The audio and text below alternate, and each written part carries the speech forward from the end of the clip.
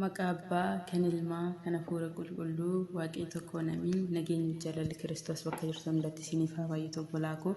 Akka fedhaa fi yaa Waaqayyotti walloo xiqqoo tokko qabadhee isiniif dhiyaadheera. Gabaabumaan gara walaloo kiyyaatti dabarsa. Mata duree walaloo kiyyaa nageenya siif wayyaa jetti. Nageenyi kennaadhaa badhaasa Waaqayyoo, kan nageenya hin qabne jireenyi isaas wayyoo. Nagaan yoo jiraate ilma namaa waliin bineensatu bulaa. Nagaan yoo hin jiraanne ilma namaatitu akka bineensatti bahee waliin lolaa. Nageenya wajjin namni qabu ollaa, gaddaa fi gammachuutu waliif ta'a koolaa. Dammi yoo dammaa'u tasaan dhabuu gagaa, yoo walitti dhaamu ollaan waliif nagaa. Nagaa yoo jiraate ollaatu dammaqaa. Nageenya qofaadhaa kan dubbatu haqaa.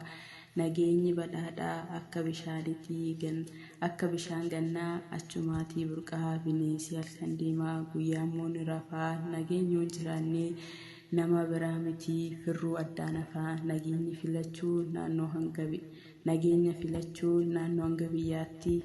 Ollaan barii bahee nagaa wal gaafataa, jiruuf kaayyoo isaas wajjin dudubbataa. Isa qabuu fidee wajjinis unataa, rakkoof gidiraasaa walitti himataa. Kana gochuuf garuu nageenya gaafataa. Nageenya haa buusnu manaa ollaarratti, ollaa gandarratti, gandaa aanarratti, aanaa biyyarratti, biyyaa biyyarratti. Kana yoo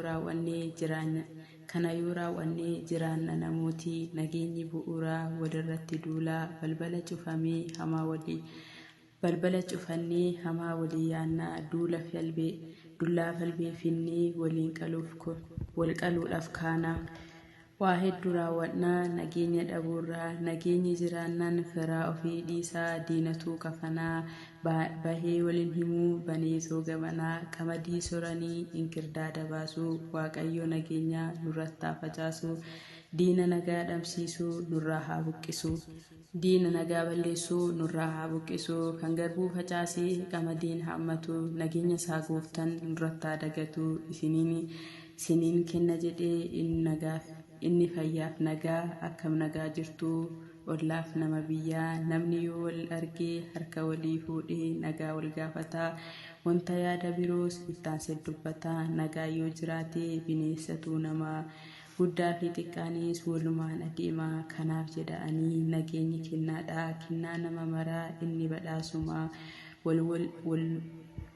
Wal loluun haa hafu nageenya cimsinaa. Biyyaa hundarratti nageenya mancaasnaa. Osoo waliin qoodin hundaan tokko taanaa. Nagaa yaa jiraannu yaa uummata keenyaa. Yaadni walaloo koos xumure kanumaa. Iddoon dogoggoree naa godhaa dhiifamaa. Kan na jalqabsiise kan na xumursiise Waaqni abboota keenyaa bara hanga baraatti kan kabajameef kan ulfaate haa ta'u. Amiin.